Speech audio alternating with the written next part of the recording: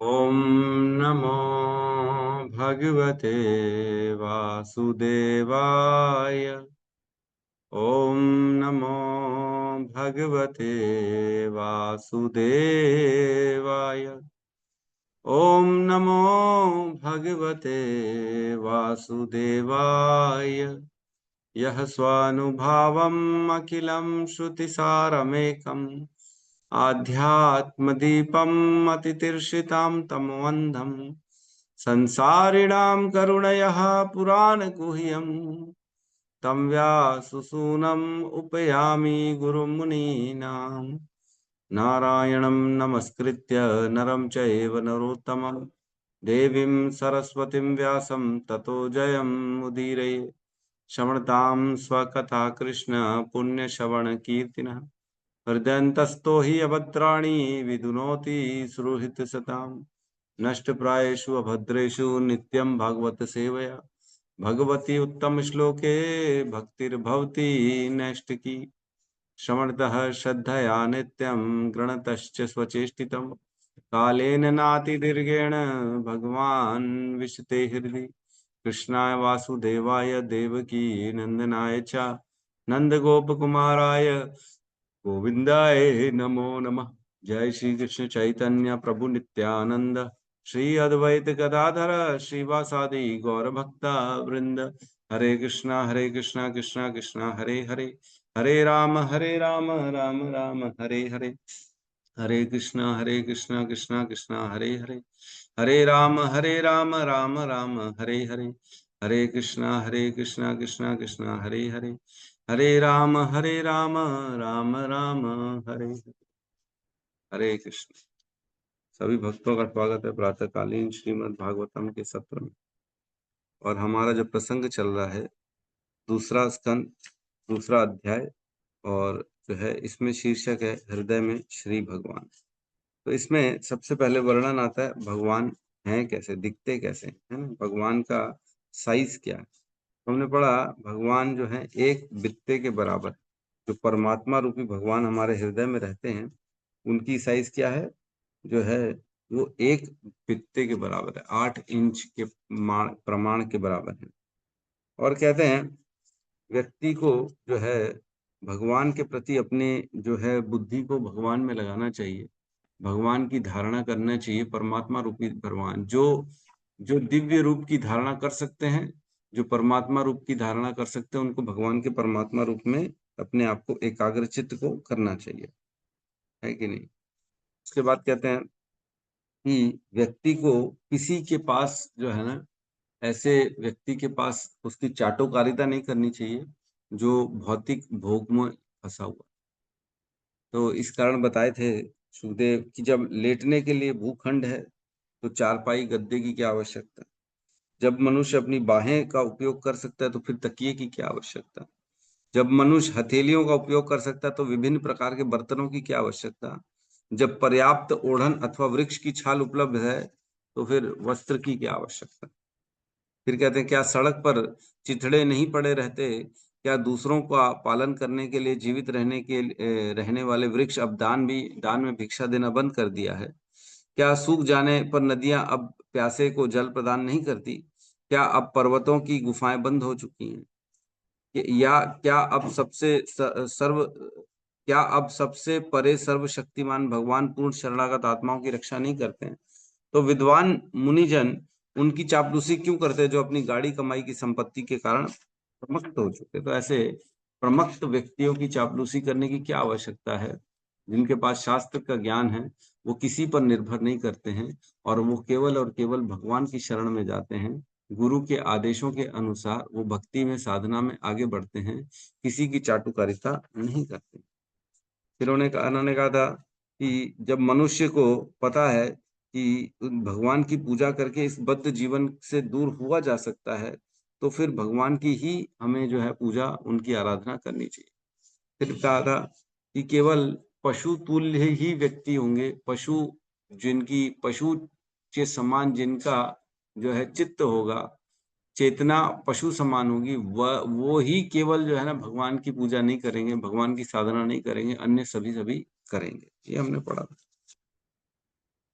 फिर भगवान के बारे में बताया कि कैसे वो केवल एक बित्ते के प्रमाण के हैं, 4 हाथ वाले हैं, जिनमें क्रमशः कमल, रथ, चक्र, शंख तथा गदा धारण किए हों, और उनके मुख की प्रसन्नता को व्यक्त करता है। उनके आंखें कमल की पंखुड़ियों के समान हैं। उनका वस्त्र कदम्ब पुष्प के केसर के समान है, पीले रंग का तथा बहुमूल्य रत्नों से जटित।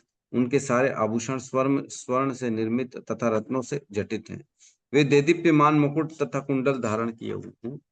उनके चरण कमल महान योगियों के कमल सदृश हृदय के गुच्छों के ऊपर रखे हैं। उनके वक्षस्थल पर कौस्तुभ मणि है, जिसमें सुंदर बछड़ा अंकित है, और उनके कंधों पर अन्य रत्न हैं। उनका पूर्ण स्कंद प्रदेश ताजे फूलों की माला से सजित है, मतलब उनका जो छाती है पूरा, वो ताजे फूलों की मालों से सजित है। उनकी कमर अलंकृत करधनियों से भली भांति सुशोभित है, और उनकी उंगलियों में बहुमूल्य रत्नों से जटित अंगूठियां हैं। उनके नुपुर, उनके कंकण, उनके घुंघराले नीले रंग के आभा वाले चिकने बाल तथा उनका मुस्कान युक्त सुंदर मुखारविंद, ये सभी अत्यंत सुहावने। ये बहुत अति मोहिनी रूप है भगवान का। तो इस प्रकार के भगवान में हमें जो है ना अपना चित्त को लगाना चाहिए। अतः मनुष्य को चाहिए कि जब तक ध्यान द्वारा उसका मन श्री भगवान में स्थिर रखा जा सके, तब तक मन को उसके इसी दिव्य स्वरूप में एकाग्र करे। तो ये बताया गया था उसमें। और इसके आगे हमने पढ़ा फिर जो है योगियों की बात चली फिर, कि जो योगियों को, आत्मा को, प्राणों को अपने ब्रह्मरंध्र से निकालना है, उनको क्या करना चाहिए। तो उनको बताया गया कि उनको अंत काल में जब प्राण उनके निकलने वाले हों, जब वो प्राण छोड़ना चाह रहे हों, तब उनको चित्त को भगवान में एकाग्र चित्त करना चाहिए, है ना। उनको बताया गया कि कैसे भगवान का ध्यान करना है। पहले उनके पैरों का ध्यान करना है, फिर पिंडलियों का, जांघों का, फिर ऊपर ऊपर क्रमशः आदमी को ऊपर बढ़ना है। और भगवान के स्थूल रूप में जो अगर दिव्य रूप का दर्शन ना करे, धारणा ना कर सके, तो उसे भगवान के दिव्य रूप की धारणा करनी चाहिए। इस प्रकार हे हे राजन, योगी जब भी इस मानवीय ग्रह को छोड़ने की इच्छा करे, तो वह उचित काल या स्थान के विषय में व्यग्र हुए बिना सुविधा पूर्वक अविचल भाव से आसन लगा ले, और प्राण वायु को नियमित करके मन द्वारा अपनी इंद्रियों को वश में करे। तो जब उसका समय आ जाए योगी का, तब उसे चाहिए कि एकाग्रचित होके आसन में बैठे, सीधा होके बैठे, और वह अपने इस काल और स्थान की बारे में चिंता ना करे। मैं कहाँ हूँ, कैसा हूँ, क्या ये स्थान ठीक है, या मेरे को घर जाना है, या मेरे को हॉस्पिटल जाना है, मेरे बच्चे का क्या होगा, मेरे कुत्ते का क्या होगा, मेरी गर्लफ्रेंड का क्या होगा, मेरे बैंक बैलेंस का क्या होगा, मेरी प्रॉपर्टी का क्या होगा, ये सब विचार ना करे। उसे अपने मन को एकाग्रचित करे, प्राण वायु को नियमित करे, और मन और इंद्रियों को वश में करे। ये अत्यधिक आवश्यक है। और उसके बाद क्या करे, उसमें बताया गया था कि वह अपने जो है बुद्धि के द्वारा मन को कंट्रोल में करे। योगी की बात चल रही है। बुद्धि के द्वारा मन को कंट्रोल में करे, और प्राण वायुओं को कंट्रोल में करे, ताकि जो है उसका मन कंट्रोल रहे। इस प्रकार वह अपने सारे बाहर के कार्यकलापों को बंद कर देगा, है ना। फिर उसके बाद क्या करना है, उस लब्धोप शांति, जब बाहर के सारे कार्यकलाप बंद हो जाएंगे, तो उसे एक आंतरिक शांति की प्राप्ति होगी, जो लब्धोप शांति कहते हैं, जिसमें किसी अन्य वस्तु की हमें किसी भी प्रकार की धारणा नहीं है, जिज्ञासा नहीं है, इच्छा नहीं, अब अन्य अभिलाषिता शून्यम। अब कोई अभिलाषा बची नहीं व्यक्ति को, तो अब उसको अंतःकरण में ही शांति का एहसास होना लगेगा। और ऐसी अवस्था में बताते हैं, जो काल, इसमें कह रहे हैं उस लब्धोप शांति की दिव्य अवस्था में विनाशकारी काल की सर्वोपरिता नहीं रह जाती, जो काल तथा देवताओं का भी नियामक है, जिन्हें सारे प्राणियों के ऊपर शासन करने की शक्ति प्रदान की गई। अगर उसको ऐसी स्थिति प्राप्त हो जाती है, तो काल जो सबके ऊपर शासन करता है, जो देवताओं के ऊपर भी शासन करता है, वह काल भी उस व्यक्ति का कुछ नहीं कर सकता, है ना। काल के द्वारा सारे मनुष्यों का जो है ना, मनुष्यों के ऊपर काल शासन करता है, देवताओं के ऊपर शासन करता है। लेकिन जब भक्त बन जाता है, लब्धोप शांति की अवस्था आ जाती है, तो काल भी उसका कुछ बिगाड़ नहीं सकता। तो फिर देवताओं की क्या बात है, देवता कहाँ से उसको कुछ प्रभाव डाल पाएंगे। इस अवस्था में ना तो भौतिक सतोगुण रजोगुण या तमोगुण रहते हैं, ना ही मिथ्या अहंकार रहता है, ना ही महतत्व, ना ही प्रकृति, कुछ नहीं रहता उसका, सब से परे हो जाता है। तो इसके बारे में बताया। इसीलिए योगी जन क्या करते हैं, किसी भी ईश्वर विहीन वस्तु में अपने आप को नहीं लगाते। वो चाहते हैं कि पूर्ण रूप से अपने आप को हम किसी भी भौतिक वस्तु में जो भगवान से रिलेटेड ना, उससे हम अपने आप को अलग रखें। भगवान से अगर रिलेटेड है तब हम उसका जो है उपयोग या यूज कर सकते हैं, अदरवाइज हमको नहीं करना,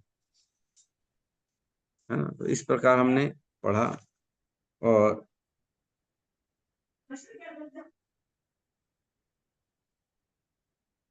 इसके बाद जो है योगियों की बात चल रही है कि कैसे वो प्राण वायु को ऊपर करते हैं। उनके 7 चक्र मैंने बताए थे, मूलाधार चक्र से लेके प्राणों को ऊपर ऊपर खींचते खींचते खींचते ब्रह्मरंध्र तक लाते हैं, फिर ब्रह्मरंध्र से उनको बाहर कर देते हैं। तो हमने इसमें स्टेप बाय स्टेप पढ़ा था। क्या कहते हैं, वैज्ञानिक ज्ञान के बल पर मनुष्य को परम अनुभूति में पूर्ण रूप से स्थिर हो जाना चाहिए और इस तरह समस्त भौतिक इच्छाओं का शमन करने में सामर्थ हो जाना चाहिए। इसके पश्चात मनुष्य को वायु द्वार गुदा को पांव की एड़ी से बंद करके तथा प्राण वायु को एक एक करके क्रमशः 6 प्रमुख स्थानों चक्रों में एक एक करके ऊपर ले जाना चाहिए और तब भौतिक शरीर का त्याग कर देना चाहिए। तो प्राण वायु को धीरे धीरे धीरे ऊपर करेगा। 6 मूल चक्र होते हैं, टोटल 7 होते हैं। तो 6 मूल चक्रों में से उसको निकालना चाहिए प्राणों को, और धीरे धीरे लाके यहाँ पे पहले अपने माथे के बीच में, इसके बाद फिर ब्रह्मरंध्र, फिर यहाँ से इकट्ठे निकाल देना चाहिए। तो मैंने बताया था कि ये योगियों के लिए, ये भक्तों के लिए नहीं है। जो योगी हैं तो उसमें 3 श्लोक हैं, 2.2.19 20 21। ये 3 श्लोकों में डायरेक्ट मुक्ति का वर्णन है, जिसमें व्यक्ति प्राण छोड़ता है तो सीधा भगवत धाम जाता है और कहीं नहीं जाता। लेकिन उसके बाद 22 से लेके 10 श्लोकों में, 22 से लेके 32 तक 31 तक क्रम मुक्ति की बात चलेगी। दो प्रकार की मुक्तियां हैं। एक, जब शरीर छोड़ता है तब हम सीधा भगवत धाम को जाते हैं, एक ये मुक्ति हो गई। और एक, जब शरीर छोड़ता है तो धीरे धीरे ऊपर के लोकों में जाएगा। पहले स्वर्ग लोक, फिर महल लोक, फिर जन लोक, तप लोक, सतलोक, फिर उसके बाद उसकी मुक्ति होती है। तो इस प्रकार जिनके अंदर कोई अभिलाषा रह जाती है कि मैं एक बार देखूं तो सही स्वर्ग में क्या हो रहा है, कैसे लोग रहते हैं स्वर्ग में, या उसकी इच्छा है कि ब्रह्मा जी से भी एक बार देख लूं, जन लोक तप लोक भी देख लूं। तो अगर इस प्रकार की किसी भक्त के अंदर इच्छा रह जाती है तो वो क्रम मुक्ति में जाता है। लेकिन अगर किसी के अंदर कोई इच्छा नहीं है, केवल भगवान की प्राप्ति की इच्छा है, तो वो सीधा और सीधा भगवत धाम को जाता है ना। तो इस प्रकार हमने 19 20, कल 20 भी पढ़ा था हमने। 20 नंबर श्लोक में कहता है, ध्यान मग्न भक्त को चाहिए कि प्राण वायु को धीरे धीरे नाभि से हृदय में, हृदय से छाती में और वहां से तालू के निचले भाग तक ले जाए। उसे बुद्धि से समुचित स्थानों को ढूंढ निकालना चाहिए। तो इसकी ट्रेनिंग होती है बेसिकली, ये खुद से नहीं करना चाहिए क्योंकि ये बड़ा मुश्किल कार्य होता है। और ये किसी जानकार के अंडर में रहते हुए ऐसे प्राण वायु को हमको ऊपर खींचना है, जिससे हम धीरे से बाहर निकाल दें प्राण वायु को, और जो हमारा गंतव्य है उसको हम प्राप्त करें। तो इसका वर्णन भगवत गीता में भी है, 8.10 11 12 13, इन श्लोकों में भी इसका वर्णन है। भगवत गीता में भी भगवान ने इसी का वर्णन किया है कि जो योगी होते हैं, अपने बल से जो भगवत की प्राप्ति करना चाहते हैं, वो इस प्रकार के कार्य करते हैं। वह जो है भगवान की स्थान प्राप्त करते हैं, लेकिन अपनी योग शक्ति के द्वारा, अष्टांग योग के द्वारा प्राप्त करते हैं। ठीक है, तो हम आज जो है 21 और 22 को लेंगे।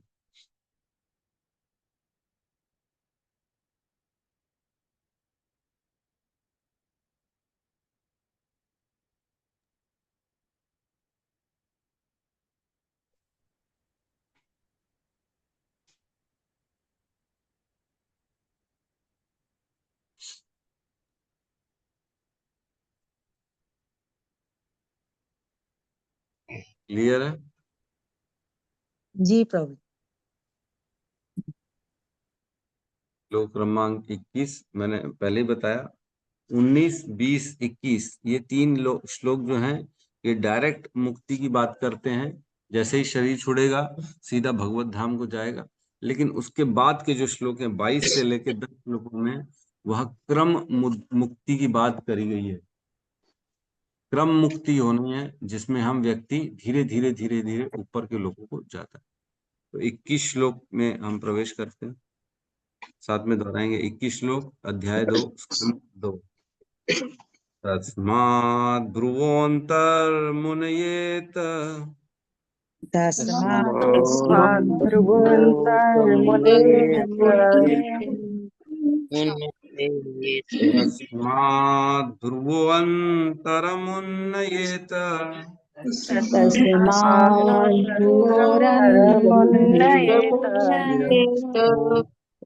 निरुद्धसप्तायतनो अनेप्सः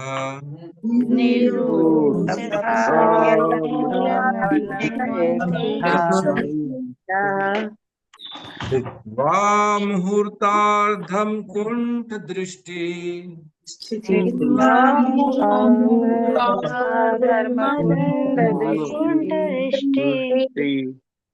निर्भेद्य मूर्धनं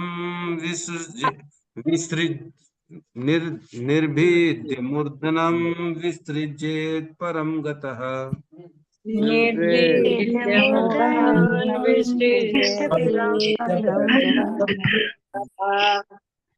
तस्माद् भ्रुवोरन्तरं मुन्येत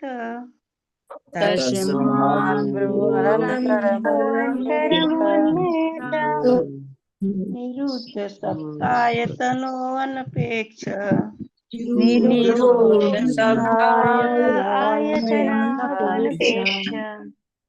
चित्वा मुहूर्त धर्म कुंड दृष्टि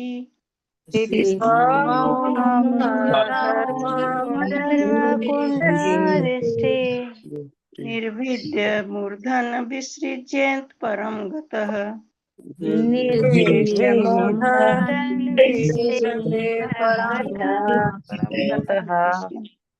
तस्मात् ब्रुवो अन्तरं मुन्नयेत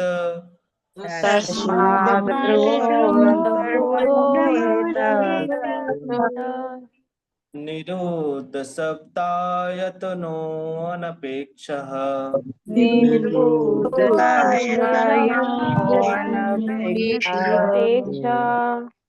स्थित्वा मुहूर्ता धर्मकुण्ड दृष्टि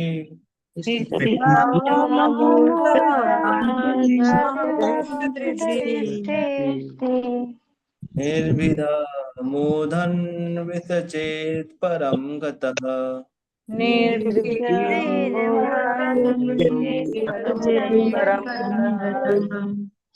तस्माद् भ्रुवोरन्तर् मुन्नयेत्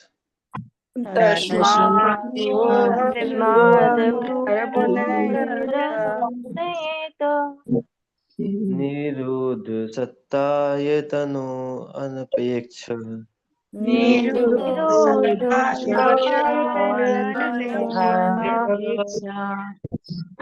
स्थित्वा मुहूर्तार् धर्मकुण्ठ दृष्टि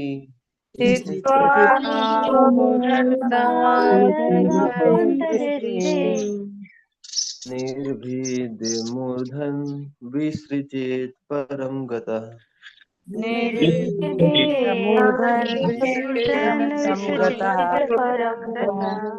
हरे अनुवाद। तत्पश्चात भक्ति योगी को अपनी प्राण वायु को दोनों भौहों के बीच लाना चाहिए और तब प्राण वायु के 7 बहिर्द्वारों को बंद करके उसे भगवत धाम वापस जाने को अपना लक्ष्य बनाना चाहिए। यदि वह भौतिक भोग की सारी इच्छाओं से मुक्त है तब उसे ब्रह्मरंध तक पहुंचना चाहिए तथा श्री भगवान में स्थिर हो जाने पर अपने सारे भौतिक बंधनों को त्याग देना चाहिए। ओम अज्ञानतिमिरन्धस्य ज्ञानाञ्जनशलाकया चक्षुरुन्मीलितं येन तस्मै श्री गुरुवे नमः। श्री चैतन्य मनोभीष्टं स्थापितं येन भूतले स्वयं रूपः कदा मह्यं ददाति स्वपदान्तिकम्।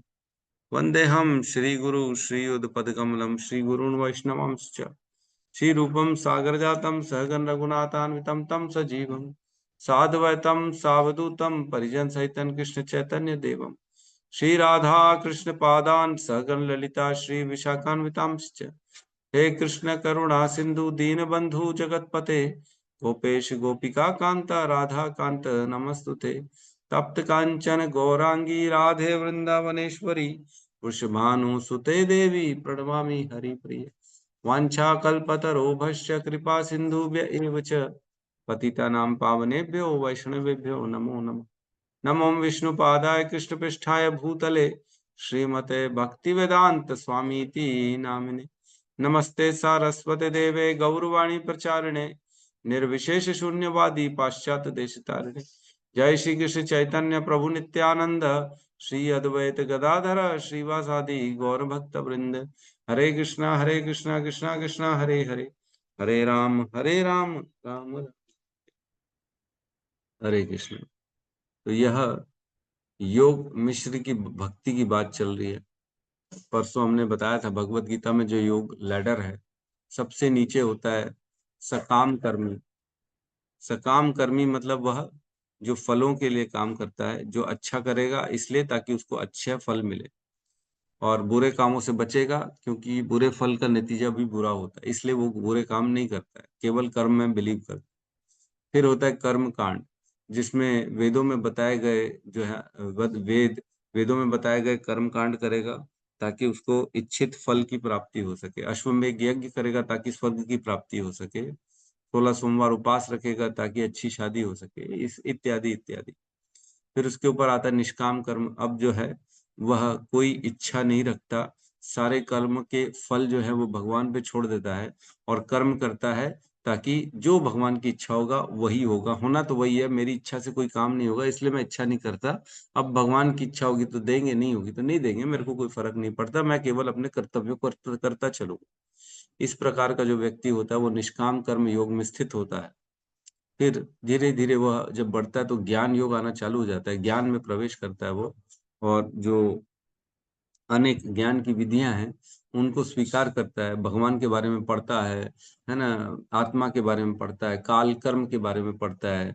धीरे धीरे उसको समझ में आने लगता है कि वह इस संसार में आया है अपने कर्मों के कारण, वह एक आत्मा है, शरीर नहीं है, और क्यों दुख आ रहा है, क्यों सुख आ रहा है, इसके बारे में अध्ययन करता है, वेद अध्ययन करता है अनेक अनेक, है ना। उसके बाद आता है ध्यान योग। ध्यान योग में जो है व्यक्ति इस प्रकार से जो है अपने प्राणों को ऊपर खींचता है, मूलाधार चक्र से ऊपर ऊपर ऊपर लाते लाते ब्रह्मरंध्र तक लाता है, और धीरे से अपने प्राणों को अपने इच्छा अनुसार समय देख के स्थान काल सारी चीजों पे जो है वह जो है अपने हिसाब से अपनी शक्ति से वह फिर प्राण छोड़ता है ना। उत्तरायण में छोड़ेगा वो, सूर्य के जो है रोशनी में छोड़ेगा, और जो है शुक्ल पक्ष में छोड़ेगा। तो इस प्रकार अगर वो अपने आत्मा को निकालता है तो फिर दोबारा वो इस संसार में नहीं आता है। हमने भगवत गीता के 8वें अध्याय में इसके बारे में अध्ययन किया। लेकिन अगर वो जो है दक्षिणायन के समय में प्राण छोड़ता है, रात्रि के अंधेरे में धुएं में छोड़ता है, चंद्रमा में छोड़ता है, कृष्ण पक्ष में छोड़ता है, तो उसको दोबारा फिर इस संसार में आना पड़ता है। हमने ये सब पढ़ा हुआ 8वें अध्याय में। तो इस प्रकार का जो योग होता है इसको ध्यान योग कहते हैं, है ना। तो ध्यान योग में जरूरी नहीं है कि केवल भगवान के साकार रूप में वो ध्यान करे, वो निराकार रूप में भी ध्यान कर सकता है, जिसको निर्विशेषवादी कहते हैं। वह ब्रह्म के स्तर तक पहुंच जाता है ध्यान के माध्यम से। इसके ऊपर होता है भक्ति योग। भक्ति योग में व्यक्ति भगवान की भक्ति करता है, साधना भक्ति करता है। लेकिन भक्ति योग में भी क्या होता है, उसके अंदर कुछ इच्छा रह जाती है। भगवान को साकार रूप में पूज रहा है, मान रहा है कि भगवान श्याम सुंदर है, कृष्ण है, हम की उनको पूजा करना है, हमको उनको प्राप्त करना है, ये मान रहा है। लेकिन उसके अंदर थोड़ी सी कुछ इच्छा रह गई तो फिर वह मिश्र भक्ति बन जाती है। जैसे उसके यहाँ थोड़ी सी कामनाएं बची हुई हैं, है ना, कुछ प्राप्ति की कामनाएं बची हुई हैं, तो वह क्या होगा, सकाम मिश्र भक्ति, है कि नहीं। उसके ऊपर जो है सकाम मिश्र भक्ति, फिर ऊपर उसके जो है मैंने बताया था डिटेल, निष्काम भक्ति, निष्काम मिश्र भक्ति होती है, फिर उसके ऊपर होती है ज्ञान मिश्र भक्ति, फिर उसके ऊपर होता है योग मिश्र भक्ति। तो अभी जो हम पढ़ रहे हैं ये योग मिश्र भक्ति की बात चल रही है, क्योंकि वो व्यक्ति जो है भगवान की धारणा तो कर ही रहा है, उसने अपने मन को भगवान में लगा दिया है और अन्य सारी अभिलाषाओं को उसने त्याग दिया है, लेकिन वह अपने बल से अपने प्राणों को अपने शरीर से निकाल रहा है और भगवान के धाम जाना चाहता है। और वह जो है अपने धीरे धीरे प्राणों को ऊपर करते करते करते ब्रह्मरंध तक ला रहा है, और अब धीरे से वह प्राणों को निकालेगा अपने शरीर से और भगवान की प्राप्ति करेगा। तो इसको क्या कहते हैं? योग मिश्र भक्ति। भक्ति भी है, भगवान का स्मरण भी है, अन्य अभिलाषिताएं सारी शून्य हो चुकी हैं और भगवान के धाम जाना है, लेकिन अपनी शक्ति से जाना। इसके ऊपर होता है मोक्षकामी भक्ति और उसके ऊपर होता है केवल भक्ति। केवल भक्ति, उसके अंदर कोई इच्छा नहीं रह जाती। तो यहाँ 21 नंबर श्लोक में कह रहे हैं तत्पश्चात, मीन्स जो 19 और 20 के कार्यकलाप उसने किए, उसने प्राणों को ऊपर ऊपर खींचा, अनेक अनेक अनेक प्रकार से, कभी मूलाधार से उधर तक ले आया, उधर से फिर अब धीरे धीरे हृदय के पास तक लाया, हृदय के पास से सीधा सीधा अब तालू के नीचे भाग तक ला लिया उसने। उसके बाद अपने प्राण वायु को दोनों भावों के बीच में लाना चाहिए, दोनों भावों के बीच में यहाँ पे लाना चाहिए, और तब प्राण वायु के सातों बहिर्द्वारों को बंद करके उसे भगवत धाम वापस जाने का अपने लक्ष्य बनाना चाहिए। पहले यहाँ पे लाके प्राणों को रोक देना चाहिए, फिर उसको अब क्या करना चाहिए, उसको सातों द्वारों को बंद करना चाहिए। कौन से 7 द्वार? 2 आंख, 2 नाक, 2 कान और 1 मुख, क्योंकि प्राण वायु यहाँ तक आ चुका है। अब प्राण वायु अगर बाहर इधर कहीं से निकल गया तो उसको भगवत धाम नहीं मिलेगा, तो वो भगवान के धाम नहीं जाएगा, फिर उसको इसी ब्रह्मांड में दोबारा जन्म लेना पड़ जाएगा। लेकिन अगर ब्रह्मरंध्र से वो निकालता है तभी उसको भगवान के धाम जा पाएगा। तो इसको क्या करना चाहिए? अपनी शक्ति से, अपने बल से इन सातों द्वारों को बंद कर देना चाहिए, ताकि प्राण यहाँ से ना निकले, सीधा ब्रह्मरंध्र से निकले। और बंद करके उसको अपना लक्ष्य बनाना चाहिए कि उसको केवल और केवल भगवत धाम जाना है।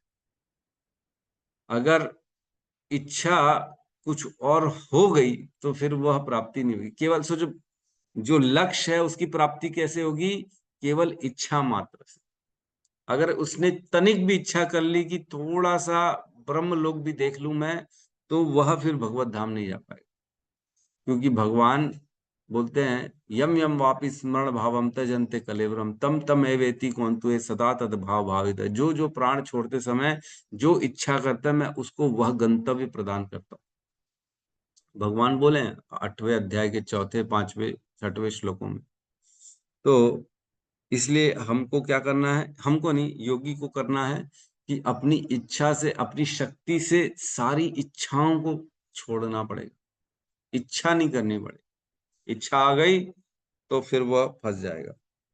यदि यहाँ पे कहा है, यदि वह भौतिक भोगों की सारी इच्छाओं से मुक्त है, यदि ना, अगर भौतिक इच्छा रह गई तो फिर तो ये काम नहीं करेगा, पूरा सिस्टम खराब है ना। अंत में पता लगा माताजी ने पूरी रंगोली बनाई, लेकिन अंत में क्या हुआ, उससे गलती हो गई और एक ऐसा छिटक लग गया तो पूरी रंगोली खराब हो गई, है कि नहीं।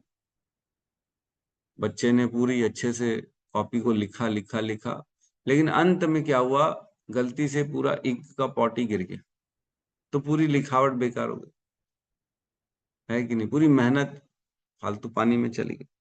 तो यही कह रहे हैं यहाँ पे, अगर वह भौतिक भोगों की इच्छाओं से मुक्त है तब उसे ब्रह्मरांत तक पहुंचना चाहिए, तथा श्री भगवान में स्थिर हो जाने पर अपने अपने सारे भौतिक बंधनों को त्याग देना चाहिए। फिर संसार के बारे में नहीं सोचना है, भौतिक चीजों के बारे में नहीं सोचना है, अपने अपने रिलेशंस के बारे में नहीं सोचना है, जो बंधन है हमारे पिता पुत्र रिलेशन या अन्य जो धन दौलत संपत्ति की जो भी है, उसमें अपने दिमाग को, अपनी इच्छा को नहीं लगाना है। तो इसमें कहा है अर्ध मुहूर्तम, आधे मुहूर्त में जो है स्थित्वा अपने अपने आप को ऐसा बंद करके आधे मुहूर्त तक वेट करना चाहिए, मतलब 24 मिनट तक भवों में लाके उसको वेट करना चाहिए, अपनी इच्छाओं को बंद करना चाहिए, अपने टारगेट को क्लियर करना चाहिए कि भगवत धाम जाना है मेरे को, फिर छोड़ना चाहिए। मतलब लास्ट मोमेंट में गलती ना हो, इसलिए भगवान कह रहे हैं कि उसको वेट करना चाहिए 24 मिनट तक, आधे मुहूर्त तक, और प्राणों को यहाँ पे लाके भवों के मध्य लाके वेट कराना चाहिए। तो जैसे हम देखते हैं कोई वेट लिफ्टर होता है ना, जैसे वेट लिफ्टिंग करते हैं तो उठाता है बड़े मुश्किल से भारी को और यहाँ लाके रुकता है, वो कंधों में लाके ऐसे पकड़ता है, रुकता है, थोड़ा सेटल होता है अपने आप को, देखता है, फिर ऐसे उठाता है अचानक से एकदम लास्ट में, ताकि गलती ना हो और जो अपन आराम से जो अपने को करना है वो कर सके। तो ऐसे बहुत जगह आपने देखा होगा, जो है व्यक्ति रेडी होता है, पहले थोड़ा सा अपने आप को करता है, जैसे एरोप्लेन का जो है पायलट होता है, वह एकदम से नहीं उड़ाता है, ले जाता है रनवे में, धीरे धीरे धीरे ले जाता है, फिर वहां खड़ा कर देता है प्लेन को, फिर धीरे धीरे पहले अपने सारे सेटिंग करेगा, धीरे धीरे वह अपने मतलब जो भी उसकी चीजें होती है उनको सेट करेगा, फिर एकदम से धड़ से निकाल लेता है, ऊपर उठा लेता है प्लेन को, है ना। तो वैसे ही जो योगी है उसको पहले अपना पूरा सेटल करना चाहिए, इच्छाओं को बाहर कर दो, कोई भौतिक इच्छा ना रहे, अपना टारगेट क्लियर रहे, भगवत धाम जाना है, इसको इसको दिमाग में बिठा ले, अन्य अन्य सभी द्वारों को बंद कर दे, आंखों को, मुख को, कान को, नाक को, जीवा को, सबको बंद कर दे, ताकि प्राण कहीं से निकल ना सके। अब जब देख लिया सब सेटल हो गया, तब उस वो अपने प्राणों को निकाल सकता है और डायरेक्ट भगवत धाम जा सकता है। ठीक है, तो इस प्रकार ये योगी के लिए बात चल रही है ना। और अब जो है क्रम मुक्ति की बात चलेगी, श्लोक क्रमांक 22 से। ठीक है, श्लोक क्रमांक 22 में प्रवेश करते हैं हम, साथ में दोहराएंगे। यदि प्रयासन नृप पारमेष्ठ्यम यदि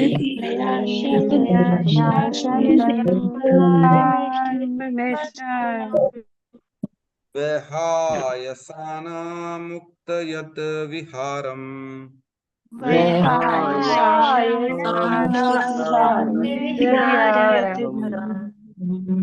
अष्टाधिपत्यं गुणसन्निवाये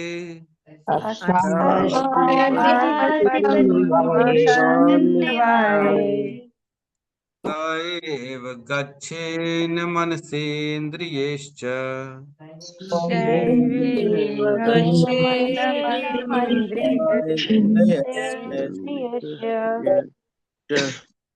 यदि प्रयास्यान् नृपपारमेष्ठ्यम्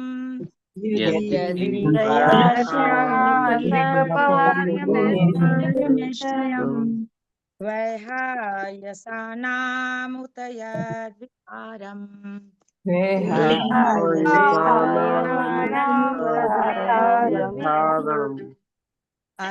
अष्टाधिपत्यं गुणसन्निवाये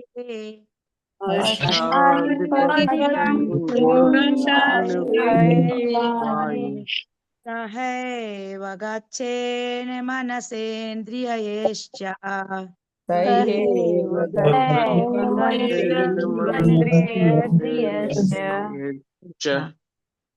यदि बोले यदि प्रयास्यान् नृपपारमेष्ठ्यम् यदि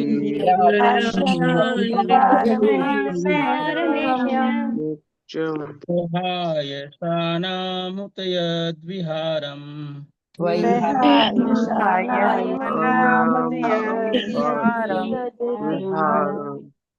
अष्टाधिपत्यं गुणसन्निवाये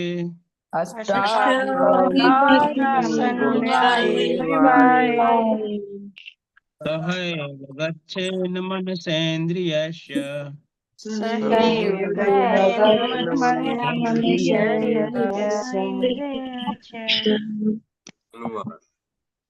तथापि हे राजन, यदि योगी में अत्यधिक भौतिक भोगों की इच्छा बनी रहती है, जैसे कि सर्वोच्च लोक ब्रह्म लोक जाने की, या अष्ट सिद्धियां प्राप्त करने की, अथवा वैहायसों के साथ ब्रह्म अंतरिक्ष में यात्रा करने की, या लाखों ग्रहों में से किसी एक स्थान प्राप्त करने की इत्यादि, तो उसे भौतिकता में ढले मन तथा इंद्रियों को अपने साथ साथ ले जाना होता है।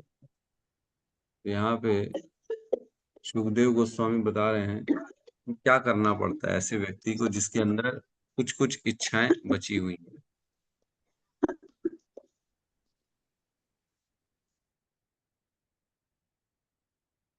ठीक है, तो यहाँ कह रहे तथापि, जैसे तथापि मीन्स डायरेक्ट मुक्ति के बारे में तो मैंने बता दिया। तथापि यदि किसी के अंदर डायरेक्ट मुक्ति ना हो, मतलब नहीं मिल पा रही डायरेक्ट मुक्ति किसी कारणवश भी, तो उस स्थिति में हे राजन, यदि योगी में अत्यधिक भौतिक भोगों की इच्छा बनी रहती, पूर्ण रूप से उसने अपने मन को, अपनी इच्छाओं को खत्म नहीं किया अगर उस योगी ने, तो ऐसे योगी का क्या होगा, उसकी बात चल। तो यहाँ बता रहे हैं अगर कोई भी प्रकार की इच्छा रह गई हो, चार मुख्य मुख्य अभी बताई गई है कि उसकी इच्छा सपोज करो ब्रह्मलोक जाने की है ना। कई बार होता है कि देख तो लूं है क्या है, एक क्यूरियोसिटी बनी रहती है अंदर, एक जिज्ञासा बनी रहती कि भाई आखिर इस कैसे रहते, कैसे देवता लोग दिखते कैसे, वो उनकी ऐसी कौन सी सुंदरता होती है, बोले जो मेनका और रंभा उर्वशी के देख के लोग पागल हो गए। एक क्यूरियोसिटी बन जाती ना, ऐसा होता क्या है पता नहीं। कई बार हमको बोलते हैं ना, अरे जाके तो देखो प्रभु अमेरिका में क्या बिल्डिंग है, दुबई की देखो, बुर्ज खलीफा को देखो तो इतनी 150 माले की बिल्डिंग, बाप रे बाप, इतना साफ सफाई, इतने चौड़े रोड। तो मन में क्या आता है, एक बार मैं देखूं तो सही है क्या है। इतना लोग तारीफ करते हैं, यद्यपि जाएगा परेशान हो जाएगा, लेकिन फिर भी जाने की इच्छा है। क्यों? क्योंकि वो क्यूरियोसिटी बनी हुई है अंदर में, जिज्ञासा बन गई है। अब किसी के द्वारा उसने बताया तो जिज्ञासा बन गई।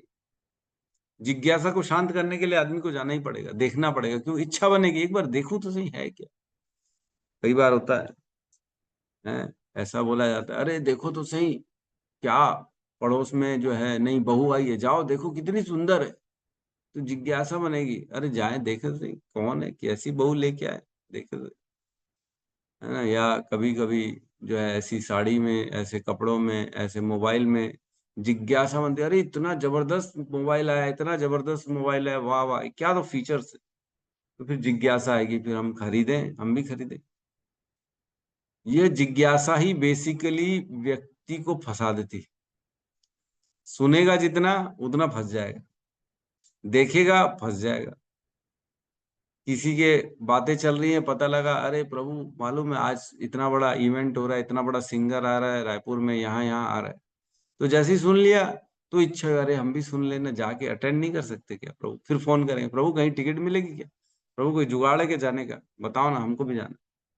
लेकिन नहीं सुनेंगे तो इच्छा ही नहीं होगी। तो मात्र कहीं से भी श्रवण करके व्यक्ति के अंदर जिज्ञासा उत्पन्न हो जाती है, उस जिज्ञासा के कारण उसकी प्राप्ति की इच्छा आ जाती है।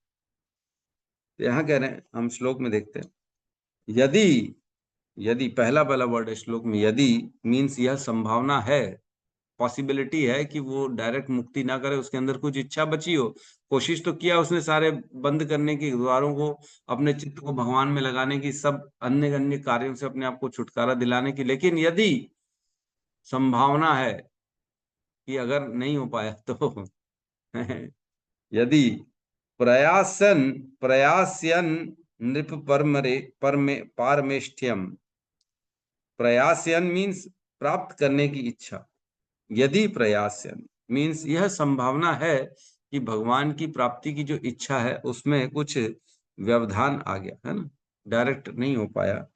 नृप मीन्स राजा, पारमेष्ठ्यम उसके अंदर कौन सी इच्छा आ गई, उसके अंदर आ गई ब्रह्म को देखने की, ब्रह्मा के पास जाने की। पारमेष्ठ्यम मीन्स सबसे हाईएस्ट लोक, पारमेष्ठ्यम मीन्स सबसे टॉप का जो लोक है, सतलोक जिसमें ब्रह्मा जी रहते हैं, उसकी प्राप्त करने की अगर इच्छा हो गई तो यदि प्रयास्यन, उसकी इच्छा आप कहाँ चली गई, अगर इच्छा हो गई ब्रह्मा जी के पास जाने की तो। और कह रहे हैं वैहायसायानुमुत यद विहारम, जो वैहायस मीन्स जो अन्य अन्य देवता टाइप के जितने भी जीव हैं, जो अंतरिक्ष में रहते हैं। दिव्य शरीर है ना, बादलों के ऊपर वो घूमते हैं, बादलों के ऊपर ट्रेवल करते, चलते हैं ऐसे ऐसे बादलों में। तो अरे बाप रे, कैसे चलते होंगे प्रभु बादल के ऊपर? हमको नहीं मालूम कैसे चलते हैं, लेकिन वहीं चलते हैं वो। ठीक है।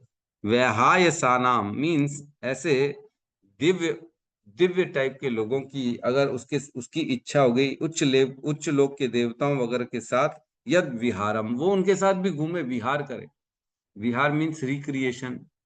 कभी मेले चले जाते हैं, मॉल चले जाते हैं, गार्डन चले जाते हैं, अन्य दूसरे पिकनिक में चले गए। प्रभु इच्छा हो रही थी, बहुत दिन से परेशान हो गए थे, हम पिकनिक में चले गए। तो ये क्या कहलाएगा? विहार कहलाएगा, कि हम विहार करने गए थे। रिक्रिएशन, टाइम पास, थोड़ा सा मूड चेंज करने के लिए, अपनी इच्छा पूर्ति करने के लिए जो करते हैं उसको विहार कहते हैं। तो अगर उसके अंदर विहार की इच्छा हो गई कि मैं देवताओं के साथ विहार करूं, है ना, उच्च लोगों के जो है अप्सराओं के साथ विहार करूं, तो फिर वह ऐसी इच्छा में फंस जाएगा। दो इच्छा बताई अभी तक, एक ब्रह्मा जी के पास जाने की, एक अन्य अन्य देवताओं और उनके साथ अंतरिक्ष में विहार करने की। और कह रहे हैं अष्टाधिपत्यम, अगर उसको 8 सिद्धियों को प्राप्त करने की इच्छा हो गई तो कई बार योगी सिद्धियों में फंस जाते हैं। अणिमा, मणिमा, महिमा, लघिमा, इस तरह की 8 प्रकार की सिद्धियां बताई गई हैं जो उच्च लोगों को ऑटोमेटिकली मिल जाती। उच्च जो लोक में जो भी जीवन है उसमें ऑटोमेटिकली वह जो है सिद्धियां प्राप्त हो जाती। हम उसकी चर्चा करेंगे। अगर ऐसी 8 सिद्धियों को प्राप्त करने की इच्छा हो गई तो, और कह रहे हैं गुण सन्निवायो, भौतिक, तो ऐसी स्थिति में क्या होगा? वह जो ये भौतिक संसार के तीनों गुणों है, रजोगुण, तमोगुण, सतोगुण, यह इस पूरे संसार में है, इन्हीं से पूरा संसार बना हुआ है। तो क्या करना पड़ेगा उसको? इन गुणों से बने हुए मन तथा इंद्रियों को अपने को उसको लेके जाना पड़ेगा। क्या कह रहे हैं? सएव गच्छेन मनसेन्द्रियेच्छ, मतलब उसको अपने साथ, उस योगी को अपना मन तथा इंद्रियों को, जो इस 3 गुणों से बना हुआ इस संसार में है, उसको इसी ब्रह्मांड में उसको साथ में अपने मन और इंद्रियों को ले जाना पड़ेगा। तो एक होता है सूक्ष्म शरीर और एक होता है स्थूल शरीर। स्थूल शरीर हमारे, ये स्थूल शरीर जो दिखने वाला है 5 तत्वों से बनता है, उसको स्थूल शरीर कहते हैं। और सूक्ष्म शरीर होता है मन, बुद्धि, अहंकार और आत्मा। आत्मा होती है, उसके ऊपर मन, बुद्धि, अहंकार की कवरिंग होती है, जो सूक्ष्म शरीर कहलाती है। केवल आत्मा, मन, बुद्धि, अहंकार, इसको सूक्ष्म शरीर कहते हैं। और इसके ऊपर आता है स्थूल शरीर, जो ये हमारा भौतिक शरीर।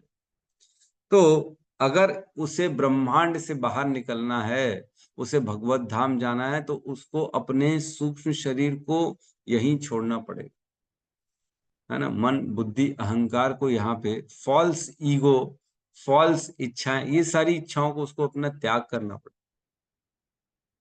जब तक अशुद्ध चित्त रहेगा तब तक वह इस संसार से, इस ब्रह्मांड से नहीं निकल सकता।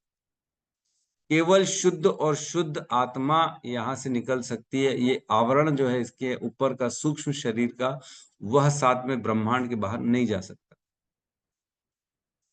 ठीक है।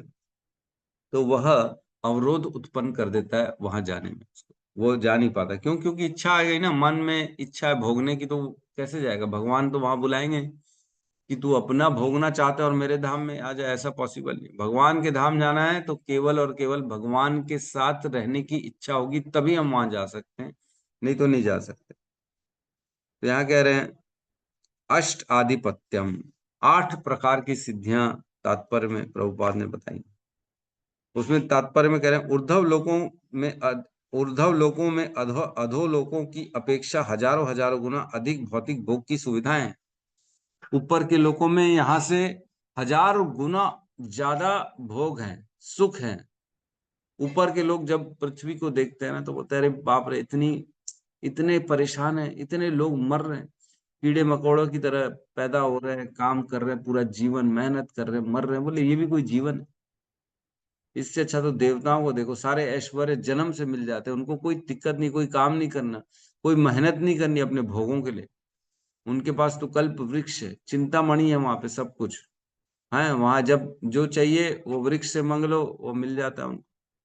कामधेनु गाय है वहां पे, जो खाना है जो पीना है कामधेनु गाय से मांग लो, वो दे देती है। तो मेहनत काहे के लिए करना, सारे भोग अवेलेबल हैं शरीर में, कोई भी प्रकार की कोई जीर्ण शीर्ण नहीं होता शरीर वहां। रोज एवरी डे नया उत्साह बन जाता है उनके शरीर में। जैसे हम रात को सोते हैं, रेस्ट करते तो एनर्जी आ जाती है, तो वैसे ही वहां पे रोज शरीर जो होता है ना फुल एनर्जेटिक हो जाता है, कोई प्रॉब्लम नहीं होती वहां पे। बुढ़ापा वहां नहीं है, बुढ़ा नहीं होता व्यक्ति वहां, है ना। तो इस प्रकार जो है शरीर स्वर्ग लोक में बड़ा सुख है। लोग वहां के, वहां हजारों गुना अधिक भौतिक सुविधाएं हैं। सर्वोच्च ग्रह मंडल में ब्रह्मलोक, भ्रुवर लोक इत्यादि हैं, और वे सब महर्लोक के ऊपर हैं। तो स्वर्ग लोक के ऊपर महर्लोक है, उसके ऊपर जन लोक, फिर तप लोक, फिर सतलोक। इस प्रकार के ऊपर के जितने लोग हैं वहां सारे भोग हैं। इन लोगों के निवासियों को अष्ट सिद्धियां प्राप्त हैं। तो इन लोगों के जितने भी निवासी हैं उनको जन्म से ही अष्ट सिद्धियां प्राप्त हैं। 8 प्रकार की सिद्धियां इसमें बताई गई हैं। उन्हें योग सीखने की कोई आवश्यकता नहीं पड़ती, और वे कण के समान लघु होने की शक्ति अणिमा, अणिमा सिद्धि जो होती है उसमें क्या होता है, साइज छोटी करनी अपने आप की, खुद की साइज ऑटोमेटिकली। इच्छा करी कि मैं एक चींटी जितना बन जाऊं, तो वो उतना बन जाएगा छोटा सा। उसने इच्छा करी नहीं मेरा थोड़ा सा ठीक ठाक कॉकरोच जितना शरीर हो, तो उतना हो जाए। उसकी इच्छा हुई कि बिल्ली जितना शरीर हो, तो बिल्ली जितना शरीर। तो जितना छोटा अपने आप को करना चाहे वह कर सकता है, अणिमा। फिर क्या कह रहे हैं, या पंख से भी हल्का होने की शक्ति लघिमा, कर्ण के समान लघु होने की शक्ति। अच्छा, ओके ओके। अब पंख से भी हल्का होने की शक्ति मीन्स, लघिमा मीन्स अपने वेट को जीरो कर, पंख के समान से भी कम उसका वेट हो जाएगा। जैसे अभी हमारा वेट 80 किलो है, 100 किलो है, वो लोग परेशान है हिंदुस्तान में, तो वजन ही कम नहीं हो रहा। प्रभु इतनी एक्सरसाइज कर रहे हैं, योग कर रहे हैं, खाना पीना बंद कर दिया, प्रभु क्या करे, वजन कम नहीं हो रहा। और यहाँ पे क्या करें, उनको सिद्धि है, उन्होंने इच्छा करी और वजन जीरो हो जाएगा। अरे प्रभु शरीर इतने का इतना दिखेगा लेकिन वजन जीरो हो जाएगा। जैसे हम कहते हैं साइंटिस्ट लोग कि चंद्रमा में जाता है ना व्यक्ति, तो उसका वजन 1/8 हो जाता है शायद, ऐसा बताते हैं। अगर यहाँ पे 80 किलो है, तो इसी शरीर के साथ अगर चंद्रमा में जाएगा तो उसको अपना वजन 10 किलो लगेगा। ये अभी भी अंतरिक्ष में होता है। और अंतरिक्ष में चले जाएगा तो वजन जीरो हो जाएगा उसका। उड़ते हमने देखा स्पेस क्राफ्ट में, कई बार आपने देखा होगा, सुनीता विलियम्स जो अभी गई थी, वह उड़ रही है ऐसे हवा में, ऐसे ऐसे, पता ही नहीं। वो पानी भी छोड़ते हैं ना, तो पानी भी हवा में तैरता रहता है, क्योंकि वहां वेट जीरो हो जाता है। तो ग्रेविटी नहीं है तो वेट जीरो हो जाएगा। तो यहाँ कह रहे हैं, लेकिन यहीं रहते रहते भी अगर किसी को जीरो करना है, वह सिद्धि होती है लघिमा। फिर उसके बाद आता है, उन्हें भारी से भारी होने की जो है महिमा सिद्धि, मीन्स जो है एकदम भारी करना अपने आप को। आज मैं हूं 80 किलो का, लेकिन मेरे को अपने आप को 1000 किलो का बनाना है, तो मैं इसी शरीर को 1000 किलो का बना दूंगा, ये सिद्धि हो जाएगी। मेरे को कोई हिला नहीं सकेगा। जैसे अंगद है, अंगद ने पैर रखा रावण के पास, बोले किसी में शक्ति है तो इसको हिला के दिखा दे।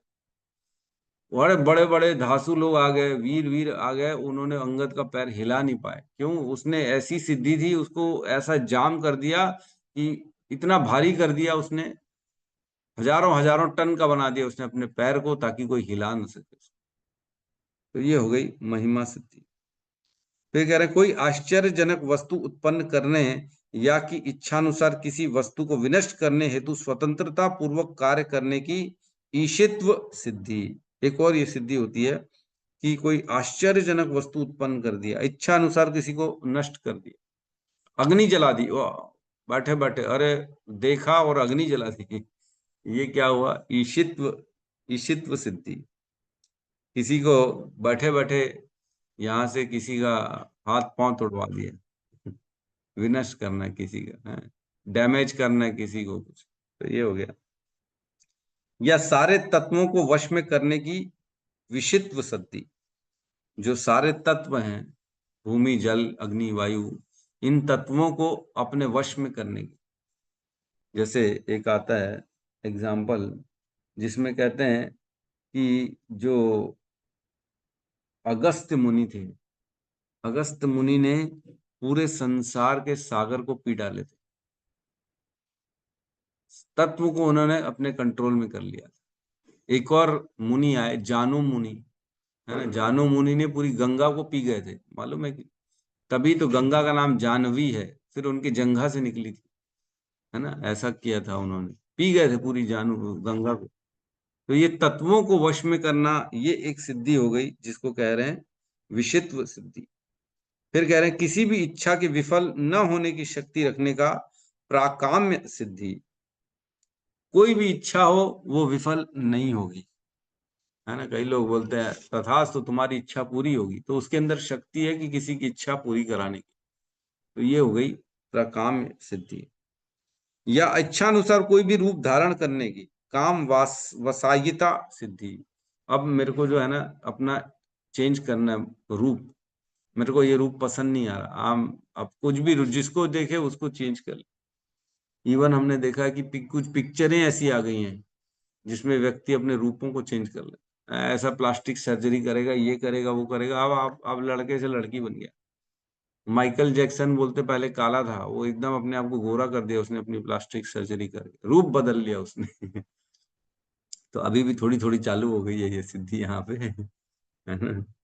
किसी को अपने नकली बाल लगाने, किसी को ये करना है, वो करना है। तो ये तो खैर भौतिक स्तर पे, लेकिन आध्यात्मिक ये जो शक्ति है इमीडिएटली अपनी इच्छा अनुसार किसी भी रूप को वह धारण कर सकता है। जैसे हम चर्चा करते हैं, जो ये आई थी भगवान को जो है मारने आई थी, क्या नाम था उसके, असुरनी का, पूतना प्रभु, पूतना। पूतना। हाँ, पूतना जब आई थी तब वह पूतना ने बोलते हैं इतनी सुंदर उसने रूप धारण कर लिया था कि सब देख रहे थे ये इतनी सुंदर कौन आ गई। कृष्ण को, लाला को बोले दूध पिलाने आई हूँ, मेरे को लाला को मिलना है। तो इतना मोहक उसने अपना वो बना लिया था स्वरूप कि कोई उनको मना नहीं कर पाया। तो उनको भी सिद्धि थी, सोचो असुरनी को भी सिद्धि है कि वह अपने रूप को बदल सके। प्रभु जी शूर्पणखा को भी थी ना सूर्यनखा भी प्रभु आई जी, थी। शूर्पणखा को भी थी ये। सूर्पनखा को भी थी, यस। उन्होंने भी प्रभु श्री राम के पास जब गई थी तो वो बदल के गई थी अपने, यस ठीक कह रही। प्रभु जी हनुमान भगवान तो सब चीज में है। हाँ हाँ, मैं पूरे बताऊंगा। आप थोड़ा मौका दो मेरे को बोलने का, मैं बताऊंगा, अभी उनकी भी कथा सुनाऊंगा। ठीक है। तो ये सारी सिद्धियां उच्च लोक के निवासी को प्राकृतिक उपहार के रूप में मिल जाती हैं, तो ऑटोमेटिकली मिल जाती हैं। लेकिन यहाँ इस संसार में क्या कर रहे हैं लोग, इतना इतना समय लगा रहे हैं। कहते हैं हमारे हिज होलीनेस परम पूज्य भक्ति सिद्धांत सरस्वती ठाकुर जो है प्रभुपाद, उनके समय की बात है, एक व्यक्ति ने 10 साल तक अपने आप को ध्यान में तपस्या में लगाकर उसने सिद्धि हासिल करी थी कि वो पानी के ऊपर पैदल चल सकता, है ना। उस समय की बात है, वह पानी में पैदल चलता था। तो उसने इसके लिए 10 साल तपस्या करी थी, मेहनत करी थी, और पानी में चलता था। तो वो बढ़िया लोगों को दिखाता, देखो मैं अद्भुत व्यक्ति हूं, मैं पानी में चल सकता हूं। तब प्रभुपाद ने कहा कि तुम्हारी सिद्धि का मूल केवल 5 रुपए है। बोले क्या बात कर, पानी में चलना कोई 5 रुपए की बात है? बोले हाँ, ये नाविक जो है 5 रुपए में पानी में हमारे को इधर से उधर छोड़ देता है। तो यही तो काम तुम कर रहे हो, 5 रुपए वाली जो है सिद्धि तुमने 10 साल में हासिल करी है। तो हमारे आचार्य लोग ऐसी लोगों को जो है सिद्धियां जो प्राप्त करने में लगे हुए हैं, उनकी ऐसी जो है उपेक्षा करते हैं कि ये सब कोई काम की नहीं है, ये फालतू की चीजें। वो प्रभुपाद के समय में किसी ने बताया, प्रभुपाद एक ऐसा व्यक्ति है कि ऐसा हाथ करता है और सेब प्रकट हो जाता है उसके हाथ से, ऐसा करता है तो उसकी जो इच्छा होती है, फल जो भी लाना है, वो बैठे बैठे यहीं से बैठे बैठे ला देता है। तो प्रभुपाद ने कहा कि ये इच्छा उसकी मात्र 50 पैसे की है, 50 पैसे में फल मिलता है, केला मिलता है, एप्पल मिलता है, उस समय की बात चल रही थी। तो 50 पैसे के लिए मैं इतना समय क्यों व्यर्थ करूं? ये सब सिद्धियां मेहनत करके, समय लगा लगा के, तपस्या करके प्राप्त की जाती हैं, और यद्यपि इनकी कोई वैल्यू नहीं है, 1-2 रुपए 5 रुपए की वैल्यू है। तो ये क्यों करता है व्यक्ति केवल उसको क्या चाहिए, उसको सबके बीच में अपना नाम चाहिए, उसको ये चाहिए कि लोग मेरे को पूजे, मेरे को वाह वाह करें, इसीलिए लोग ये सब करते हैं, इसमें फंस जाते हैं। तो ये माया का खेल चल रहा है व्यक्ति को फंसाने का। तो हनुमान जी में कहते हैं आठों की आठों सिद्धियां थी, ये 8 सिद्धियां हनुमान जी में। जब हनुमान जी जा रहे थे अपना क्या बोलते हैं संजीवनी बूटी लेने के लिए, तब रास्ते में उसको असुरनी मिली, सुरसा। सुरसा असुरनी मिली और बोली मैं तुमको खाऊंगी। तो बोले ऐसा मत करो माता, मेरे को जाने दो, मैं प्रभु श्री राम के कार्य में लगा हूं। तो बोले यहाँ से पॉसिबल ही नहीं है, हर जो यहाँ से निकलता है उसको मेरे मुख में जाना ही पड़ता है मतलब मैं खाती छू, मेरे मुख से ही जाना पड़ेगा तुम्हारे को। तो बोले ऐसा मत करो। तो फिर हनुमान जी बड़े होने लगे, बोले तू, उसकी साइज छोटी थी तो ये बड़े होने लगे हनुमान जी, तो वो सुरसा भी बड़ी होने लगी, ओ बड़ी बड़ी बड़ी बड़ी बड़ी बड़ी बड़ी बड़ी, ओ बड़ी एकदम बड़ी हो गई। तब सुरसा दिखाने लगी कि देखो मेरे पास भी सिद्धियां हैं। तब हनुमान जी ने क्या किया, फटाफट एकदम छोटे से हो गए और एकदम बारीक से उनके मुख से निकल के आ गया फटाफट। तो उन्होंने बुद्धि लगाई और सुरसा के, क्योंकि बड़े हो गए थे तो एकदम से छोटे हो गए, फिर मुख के अंदर से घूम के आ गए। तो सुरसा ने बोला अरे तुम बहुत बुद्धिमान हो। तो उन्होंने बोला हे मेरी माता, मेरे को अभी जाने दो, आपने मेरे को बोला मेरे मुख से जाना पड़ेगा, तो मैं आपके मुख से चला गया हूँ, अब मेरे को आप जाने दो, मैं भगवान के काम में लगा। तब उन्होंने, सुरसा ने बोला ठीक है, तू बड़ा बुद्धिमान है, तू अपने कार्य में सफल होगा और तू जाए यहाँ से। तो हनुमान जी में सारी सिद्धियां थी। वो बेसिकली छोटा हो सकते हैं, बड़े हो सकते हैं, हल्के हो सकते हैं, भारी हो सकते हैं, सब कर सकते हैं। तो हम ये यहाँ बता रहे हैं कि ऊपर के लोकों में ये स्वतः जन्म से मिलती हैं सिद्धियां। अगर कोई हमारे यहाँ बच्चा पैदा हो रहा है और बचपन से ही सारे बच्चे पानी में चलने लगे, तो कोई आश्चर्य की बात लगेगी क्या? जैसे सारे बच्चे जमीन में चलते हैं तो कोई आश्चर्य थोड़ी होता है, अरे मेरा बेटा जमीन में चल रहा है, जमीन में चल रहा है। तो क्या हवा में चलेगा? ये जमीन में ही तो चलते, सब चलते, तो फिर इसमें क्या आश्चर्य है? जैसे पक्षी हवा में उड़ते हैं तो इसमें कोई आश्चर्य होता है? कोई चिड़िया अरे उड़ रही उड़ रही उड़ रही, इसमें क्या उड़ रही है, सब तो उड़ती है। तो जब सभी के पास वो चीज हो जाती है तो उसकी वैल्यू क्या होती है? नहीं होती, जीरो है, क्योंकि सबके पास है। आज मछली पानी में सांस लेती है तो आश्चर्य होता है कि हमको, हम नहीं ले पाते, यद्यपि यद्यपि कोई व्यक्ति जाके ले ले तो फिर बोले अरे वाह इसने कमाल कर दिया, लेकिन मछली तो वो कर ही रही है, तो इसमें क्या आश्चर्य की बात है? तो मछलियां बोलती है एक दूसरे को, अरे वाह तू तो कितनी खुश नसीब है, तूने तो जबरदस्त काम कर दिया, पानी में ऑक्सीजन ले लिया तूने। तो ये कोई सिद्धियां तब तक हैं जब तक दूसरों के पास नहीं है, तब तक वैल्यू है, अदरवाइज ये भौतिक चीजों की कोई वैल्यू नहीं। जब वो तो कह रहे हैं बचपन से जन्म से प्राप्त होती ऊपर के लोगों को सारी सिद्धियां, तो ऐसी सिद्धियों के लिए यहाँ पे इस संसार में व्यक्ति 10-10 20-20 साल लगा रहा है। आज जूम के माध्यम से हम बॉम्बे में भी बोल रहे हैं, हम चेन्नई में भी बोल रहे हैं, हम लखनऊ में भी बोल रहे हैं, हम हर देश के कोने कोने में बोल रहे हैं। तो ये भी तो सिद्धि हो गई क्या? आज मैं अपने घर में बैठा हूँ और आज के आज इसी समय मेरे को माता जी चेन्नई में भी देख पा रही है और सुन पा रही है लाइव एकदम फोटो के साथ। तो ये भी तो सिद्धि है कि नहीं? ये भी एक प्रकार की सिद्धि है, जूम भी एक सिद्धि है। तो ये सब सिद्धियों में व्यक्ति को फंसना नहीं है कि मैं ये प्राप्त कर लूं, वो प्राप्त कर लूं, है ना। कई लोग अपने नाम के लिए जो है बहुत मेहनत करते हैं, हिमालय में चढ़ गया, बोले मैं जो है कुछ करके दिखाऊंगा अलग। 10-10 साल लोग ट्रैकिंग करते, 5-5 साल तैयारी करते, हिमालय की चोटी में जाना है मेरे को और अपना नाम झंडा लहराना है, मेरा नाम होगा। तो उसको अगर कंपैरिजन करें हम भगवान की दृष्टि से, तो वो कोई काम की वैल्यू ही नहीं, वो फालतू समय व्यर्थ कर रहा है। जैसे सपोज करो कोई चींटी मेहनत कर करके हमारे घर की बिल्डिंग की छत में चढ़ जाए और बाकी चींटियां तालियां बजा रही, अरे क्या काम कर दिया तूने, तो क्या छत पे चढ़ गई, तू तो वाह महान है, तू तो बहुत बड़ा काम कर दिया तुमने। और आप अगर उसको देखोगे तो आप क्या बोलोगे, अरे फालतू के कामों में लगा हुआ है। वैसे ही अगर कोई व्यक्ति अपना जीवन लगा लगा के मेहनत करके कोई ऐसा काम कर रहा है, कुछ सिद्धि प्राप्त कर रहा है, कोई ऐसा अद्भुत कार्य कर रहा है, लेकिन वह भगवान की दृष्टि में शून्य है, देवताओं की दृष्टि में शून्य है, क्या फालतू के काम में लगे हो तुम, माउंट एवरेस्ट में चढ़ रहे हो, अरे ये तो हम हवा में वैसे ही चलते हैं, तुम मेहनत करके चढ़ रहे हो। तो भगवान की देखा हमने कि हमने हमने अभी पढ़ा था कुछ टाइम पहले, भगवान की भ्रुकुटी की गति से शिव और ब्रह्मा का शासन खत्म हो जाता है। मात्र उनकी दृष्टि पड़ने से ब्रह्मा को शासन का समय मिलता है और शिव जी को मिलता है समय।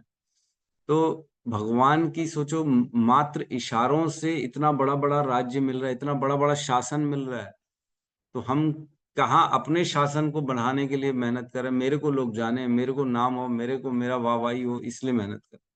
तो ये सब फालतू जगह अपने आप को मेहनत में नहीं लगाना चाहिए। तो इसके अगले पैराग्राफ को पढ़ रहा हूं मैं, बहुत सुंदर पैराग्राफ। क्योंकि भौतिकवादी व्यक्ति ऐसे लोगों में वास्तव में जो कुछ है उसका अनुभव प्राप्त करने हेतु उत्सुक रहता है। तो भौतिकवादी व्यक्ति को क्या लगता है, मैं पता तो करूं क्या हो रहा है ऊपर के लोगों में, क्यूरियोसिटी बनी रहती है।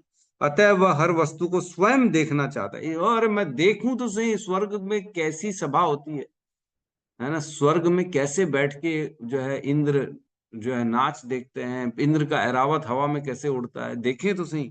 तो ये देखने की इच्छा, क्यूरियोसिटी जो होती है ना, यदि अगर किसी योगी के अंदर है तो क्या होता है, तो उसे फिर इस संसार में क्रम मुक्ति मिलती है ना। जैसे उत्सुक व्यक्ति पूरे संसार में घूमकर प्रत्यक्ष स्थानीय अनुभव प्राप्त करना चाहता है, वह खुद देखना चाहता है। अगर कोई बोल दिया बुर्ज खलीफा में जाओ, दुबई में इतनी बड़ी बिल्डिंग है, आनंद आएगा, तो वो खुद देखना चाहता है, खुद एक्सपीरियंस करना चाहता है। नहीं नहीं, मैं भी तो देखूं, अरे वो बोल रहा है मैं गया था लेकिन कोई मतलब नहीं लगा, बहुत ऊपर है प्रभु, डर लगता है बहुत, फिर लगे नहीं मैं भी तो देखूंगा, तो वो खुद अनुभव करना चाहता है।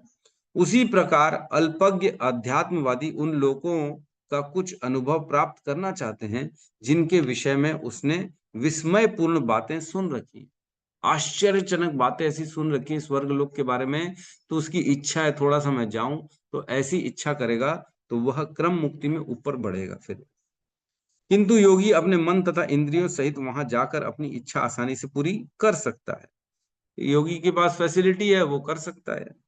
भौतिकवादी मस्तिष्क की मूल प्रवृत्ति भौतिक जगत पर प्रभुत्व जताने की होती है, और यहाँ पर वर्णित सारी सिद्धियां भौतिक जगत पर प्रभुत्व जताने की है। बेसिकली कंट्रोल करने की टेंडेंसी है लोगों में, इसीलिए वह ये सब सिद्धियां चाहते हैं कि मैं पूरे संसार को कंट्रोल करूं, मेरे अनुसार चलें लोग, बेसिकली मेरे को पूछें, मेरी कंट्रोल चले, मेरी कमांड चले सबके ऊपर, इसीलिए उसको सिद्धि चाहिए, और कोई बात नहीं। भगवत भक्त इतने महत्वाकांक्षी नहीं होते कि मिथ्या तथा क्षण भंगुर घटना पर प्रभुत्व जताना चाहते हैं। भगवत भक्त बड़ा इंटेलिजेंट होता है, भगवान का भक्त, उसको सब मालूम है, मात्र पढ़ने से सब पता पड़ गया, मात्र शास्त्र पढ़ने से पता है कि स्वर्ग के भोगों में सुख नहीं है। ये किसको पता है, जो शास्त्र को पढ़ रहा है। लेकिन जो नहीं पढ़ रहा है उसको क्या लग रहा है, अरे स्वर्ग जाए, स्वर्गवासी बनेंगे प्रभु हम तो, ये दान कर रहे, वो दान है, स्वर्ग जाएंगे हमारे पिताजी, हम खुद स्वर्ग जाना चाहते हैं, कोई नर्क नहीं जाना चाहता, हमको सबको स्वर्ग जाना है। क्यों जाना है भाई स्वर्ग, क्योंकि वहां भोग है, मजे हैं, वहां आनंद है, खुशी है। लेकिन भक्त को मालूम है वहां खुशी नहीं है, भोगों में कोई सुख नहीं है, इसलिए वो महत्वाकांक्षी नहीं बनता, कुछ उसको बड़ा बड़ा ये चाहिए वो चाहिए, ऐसा कुछ नहीं। भक्त क्या चाहिए, सिंपल रहता है, केवल भगवत चाहिए उसको, और कहीं नहीं। तो ठीक है, इस प्रकार क्रम मुक्ति के बारे में बताया कि जो ऊपर जाने के इच्छुक हो, जिनके अंदर जिज्ञासा हो, उनको मन, अपना बुद्धि, अहंकार को साथ में ले जाना पड़ता है, क्योंकि वह संस्कार बने रहते हैं और वहां जाके वो भोगों में लगेगा, जो उसकी इच्छा थी उसको प्राप्त। ठीक है, तो किसी का कोई प्रश्न है तो हम ले सकते हैं। हरे कृष्ण प्रभु जी, एकादशी कभी है, कल है क्या परसों? परसों 2 तारीख को है माता जी, जी प्रभु, हरे कृष्ण। संडे को एकादशी। यस सत्यम प्रभु, हरे कृष्ण जिंदर प्रभु जी। प्रणाम। प्रभु जी, ये मतलब हम ऐसे समझ सकते हैं सिद्धि का मेन मतलब यही है कि मतलब एक तरह से उसको हम दूसरों को दिखाने के लिए जो कोई काम नहीं कर पा रहा है एक तरह से मूर्ख बना रहे हैं, लेकिन कोई अगर अन्य योनि में अगर देखा जाए तो वो चीज कर रहे हैं, तो इसलिए प्रभुपाद जी ने बोला कि ये 5 पैसे की चीज है, ऐसा हाँ, करके। अन्य योनि में फोकट में मिल रही है आपको। मछली बन जाओ तो आप ऐसे ही सांस ले सकते हो पानी में, लेकिन वह व्यक्ति यहाँ मेहनत कर रहा है, अरे मैं दिखा दूंगा लोगों को, मैं पानी में भी 6 घंटे रह सकता हूँ, पानी में मेरे पास शक्ति है ऑक्सीजन लेने की। तो वो क्या होगा, लोगों के बीच में वाह वाही हो जाएगा, वाह वाह वाह क्या आदमी, और काम फोकट में मछली कर रही है, उसके लिए प्रयास कर रहे हो तुम, है ना। जी ब्रो। ऐसे अद्भुत कार्य करने के लिए लोग पूरा जीवन लगा देते हैं कि मैं अद्भुत कार्य करूंगा तो लोग मेरे को पूछेंगे, मेरी वाहवाही होगी, है ना। हवा में उड़ना है मेरे को, हवा में उड़ेगा कोई व्यक्ति तो क्या लोग बोले, अरे क्या हवा में उड़ता है यार, क्या बात कर रहे हो, ऐसा कौन सा आदमी आ गया। लोग उसको पूछना चालू कर देंगे, वाह वाह वाह क्या बात है, तुमने हवा में उड़ दिया। लेकिन प्रभुपाद कह रहे हैं ये व्यर्थ का काम है, चिड़िया तो हवा में फोकट में उड़ती है, तो उसको कोई थोड़ी पूछता है। चिड़ियाओं को थोड़ी बोलते हैं वाह वाह क्या चिड़िया हवा में उड़ रही है, तो वो तो फ्री में मिल रही है अन्य योनि में। तो हमको प्रयास ऐसी चीजों में, अद्भुत कार्यों में अपने आप को नहीं लगाना है। अपने योग तपस्या के बल से हमको जो है इसमें प्रवेश नहीं करना है, सिद्धियों में। हमको भगवत प्राप्ति, भगवान का प्रेम चाहिए। मतलब यस रोणी संसार, नंदन। मतलब प्रभु जी संसार के लोगों को प्रसन्न करने के लिए हम कोई काम करेंगे तो पुनः जन्म मरण के चक्कर में फिर पड़ जाएंगे। यस यस यस, एकदम सही काम।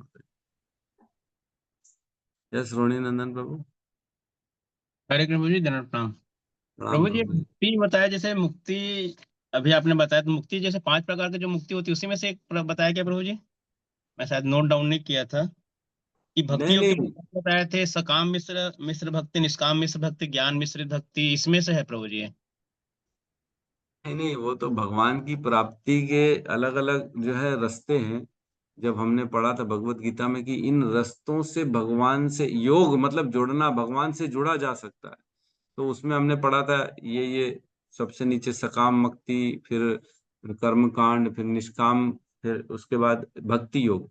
भक्ति योग में फिर हम अंदर गए थे कि भक्ति योग का भी अगर डिटेलिंग करें तो भक्ति योग में भी मिश्र भक्तियां होती हैं। सकाम मिश्र भक्ति, निष्काम मिश्र भक्ति, योग मिश्र भक्ति, मुक्ति कामी भक्ति और केवल भक्ति। तो इस प्रकार से हमने पढ़ा था।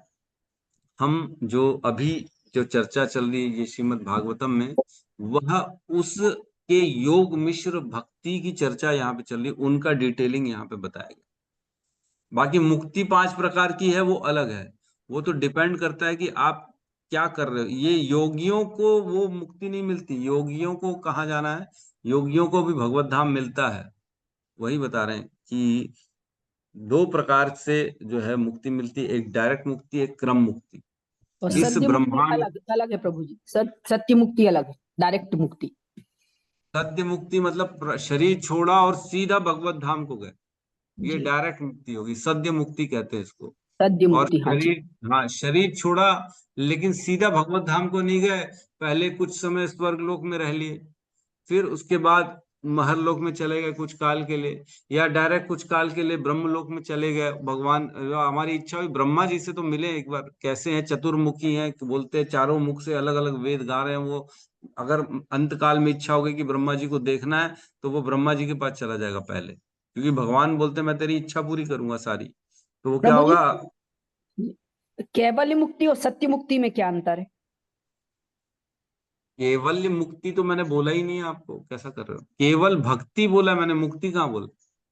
एक नहीं, सकाम मिश्र भक्ति, निष्काम मिश्र भक्ति, ज्ञान मिश्र भक्ति, योग मिश्र भक्ति, मोक्ष काम भक्ति, और केवल भक्ति है, हाँ वो भक्ति है। भक्ति, अच्छा, भक्ति है भक्ति जी। योग का पराकाष्ठा, भक्ति योग का टॉप मोस्ट पार्ट जो है वो केवल भक्ति है, वो उसमें कोई मिश्रित नहीं है, केवल और केवल भक्ति है, भगवान, वह भक्ति योग की टॉप मोस्ट है। आपने उदाहरण मीराबाई समझाया था। हाँ, वह प्रेमा भक्ति होती, भगवान से प्रेम करता है व्यक्ति और भगवान की प्राप्ति के लिए वो सब कुछ भूल जाता है और उसको कोई अभिलाषा नहीं है, वह केवल भक्ति। मतलब इतनी आसक्ति आ जाती। प्रेमा भक्ति जो कहते हैं ना, प्रेमा भक्ति हमारे 9 भक्ति के जो स्टेप्स हैं, स्टेजेस हैं, उसमें मतलब सबसे प्रभु स्टेज के है बिना हम प्रेमा जिंदा भक्ति। भी नहीं, सांस भी नहीं ले सकते, प्रभु के बिना हम यस। 1 मिनट कल्पना भी नहीं। ठीक है रोणी प्रभु नंदन। आपका डाउट मुक्ति क्लियर दो हुआ? प्रकार के हो गए प्रभु जी, डायरेक्ट मुक्ति और क्रम मुक्ति। हाँ, मुक्ति दो प्रकार के हो गए ना, फिर सीधा एक डायरेक्ट मुक्ति हो गई, क्रम मुक्ति हो गई।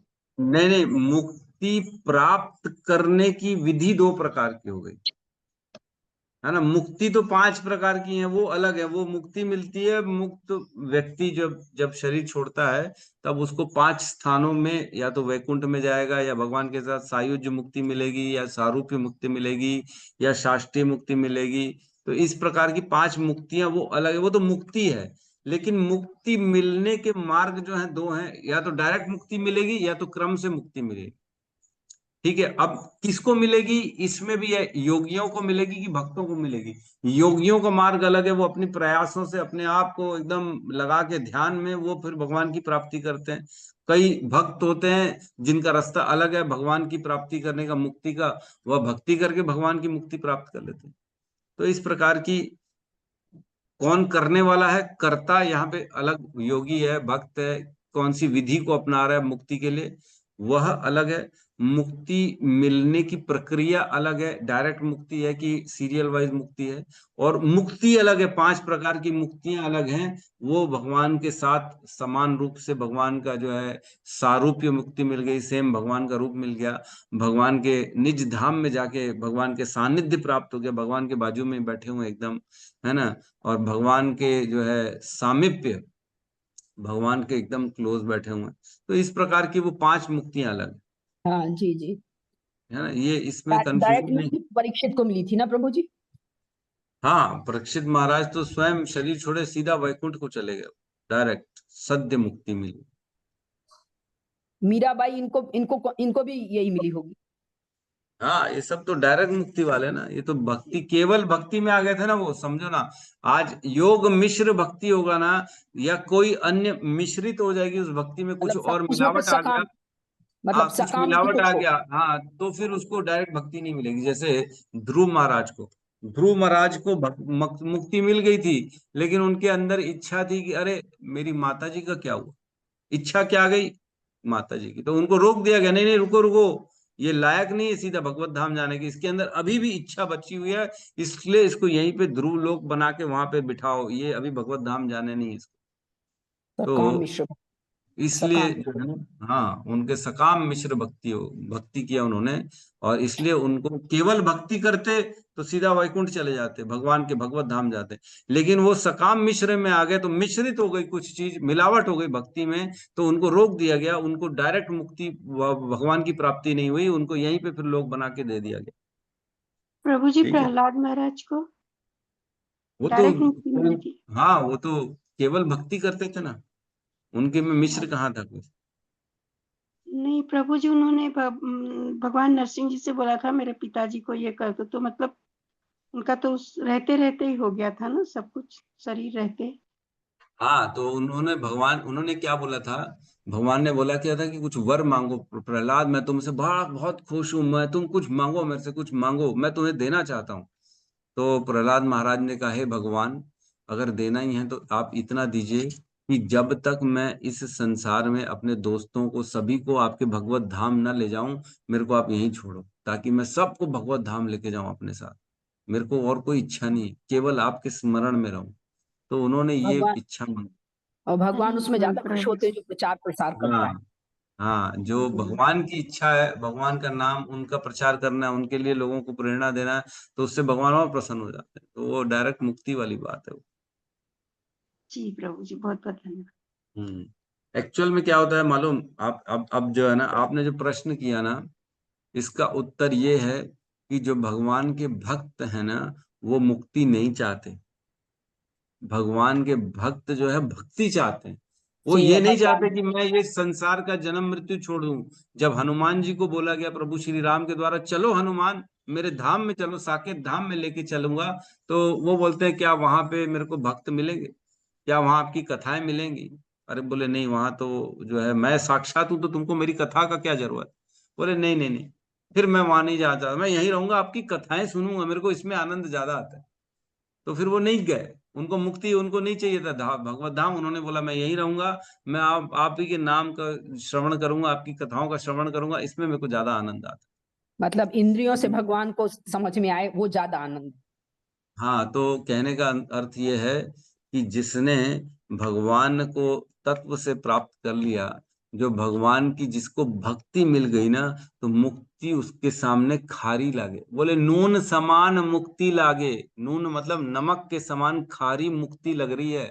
जिसको भगवान की भक्ति मिल गई उसको इतना आनंद आता है भक्ति में कि उसको मुक्ति की अभिलाषा ही नहीं रहती। तो मुक्ति से बहुत ऊपर है भक्ति। मुक्ति तो क्या कहती है? मुक्ति कहती है मैं तो जो भगवान का नाम जप कर रहा है, जो साधना कर रहा है, उसके घर के बाहर मैं उसकी सेवा के लिए खड़ी हुई हूँ, मेरे को सेवा में ले तो सही। वो मुक्ति तो ऐसी मिल जाती है भगवान की भक्ति करने से। लेकिन भगवान की प्रेमा भक्ति मिलना वो तो सर्वोच्च गति है, सबसे बड़ी गति। हरि बोल प्रभु। ठीक है माता जी। थैंक यू प्रभु जी, बहुत अच्छा। Thank you. यस, सुमधुर प्रभु कहिए। हरे कृष्णा प्रभु जी, दंडवत प्रणाम। प्रभु जी, यस श्री कृष्ण ने जो लीलाएं की थी, जितने भी लीलाओं में वो राक्षसों का वध करते हैं, वो किस में आएगा प्रभु जी? कि हम उसको मतलब किस उसमें समझेंगे कि वो किस तरीके से उन्होंने जितने भी असुर लोगों का वध किया, फिर जिनको भी श्राप मिला था उनका उद्धार किया, तो इसको हम किस में इंक्लूड करेंगे? देखो, ऐसा है कि भगवान के दर्शन हो जाने मात्र से ना व्यक्ति को मुक्ति मिल जाती है। भगवान का स्पर्श हो जाने मात्र से व्यक्ति को मुक्ति मिल जाती है। तो जितने भी असुरों का वध किया है भगवान ने, उन सबको मुक्ति तो मिल गई है। लेकिन ऐसे असुरों को प्रभुपाद ने बहुत से श्लोकों के तात्पर्य में बताया कि इनको सायुज्य मुक्ति मिलती है। सायुज्य मुक्ति वह मुक्ति होती है जो भगवान के प्रकाश तक पहुंच पाता है व्यक्ति। वैकुंठ धाम जो है, वैकुंठ में भगवान है, भगवान के प्रकाश निकल रहा है, उस प्रकाश के एरिया में मात्र पहुंच पाता है, वो अंदर वैकुंठ में धाम तक नहीं जा पाता। तो वो मुक्ति व्यक्ति, एक्चुअल में भक्त लोग उस मुक्ति की कभी कामना नहीं करते हैं, क्योंकि उस मुक्ति में भगवान के साथ आदान प्रदान नहीं होता। भगवान के साथ आप बात नहीं कर सकते, उनकी सेवा नहीं कर सकते, उनकी लीलाएं नहीं देख सकते हो, उनकी किसी भी प्रकार की कोई सेवा नहीं कर सकते हो। आप दूर रहते हो भगवान से, उनके खाली प्रकाश में जाके स्थित हो जाना। जैसे मॉल है, मॉल का आपके लिए गेट नहीं खुलेगा, आपको केवल मॉल के बाहर खड़ा होना है। तो आप मॉल के बाहर खड़े होके मॉल के अंदर का आनंद ले सकते हो क्या? नहीं ले सकते। बाहर खड़े खड़े कितनी देर खड़े रहोगे? क्या करोगे बाहर खड़े होके? प्रभु मॉल में घुसने तो दो, घुसने तो दो। अरे तुमने काम ही नहीं किया ऐसा कि तुमको मॉल में घुसने दे। तुम बाहर के लायक हो, बाहर ही रुकोगे। तो तुम असुर थे, तुमने तो वध करने की इच्छा करी, लेकिन फिर भी भगवान इतने कृपालु है कि तुमको मुक्ति दे दी है। तो बस तुम्हारी मुक्ति इतनी है कि तुम मॉल के बाहर आके खड़े रहो। वैसे वैकुंठ धाम के बाहर ये लोग खड़े रहते हैं और कुछ नहीं कर पाते। ठीक है। प्रभु जी की तो बहुत लाइन लग जाती होगी वैकुंठ धाम के, प्रभु भगवान को निकालने को प्रॉब्लम होता होगा, ये भी गड़बड़ है ना। लाइन लग जाए। क्या बात है जी, क्या प्रश्न है। फिर अपने वैकुंठ धाम में प्रभु जी ले ही लेते होंगे भगवान जी, आखिर उनको इंतजार करा इतना करा बड़ा, के। इतना बड़ा वैकुंठ है। ये पूरा भौतिक संसार एक तिहाई, एक चौथाई है, वो 3/4 तो वैकुंठ आध्यात्मिक जगत, कितना बड़ा जगत है। ये सब बातें जो है। कभी तो नजर पड़ती होगी ना प्रभु जी भगवान की, तो ले लेते होंगे ना तरस खा के अपने नहीं, वैकुंठ वहां भगवान पे कभी, वहां भगवान अपना दर्शन ही नहीं देते ना। जो जी। ब्रह्म के स्तर में जाते हैं ना, वो उनको कभी भगवान के दर्शन नहीं होते। अच्छा अच्छा। यस रितिका माता जी।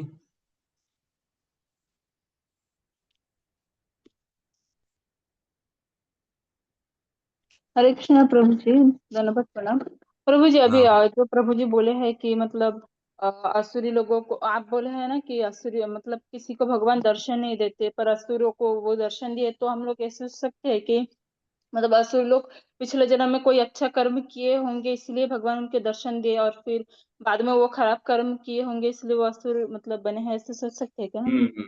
बिल्कुल बिल्कुल बिल्कुल सही है। कहीं ना कहीं उनके पास एक स्वीकृति तो है कि भगवान के दर्शन मिलने की।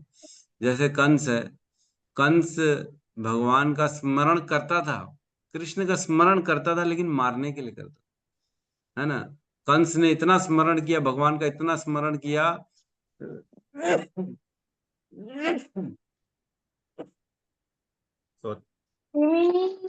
कि उसको भगवान के दर्शन तो हो गए, लेकिन वो वध करने की दृष्टि से स्मरण कर रहा था।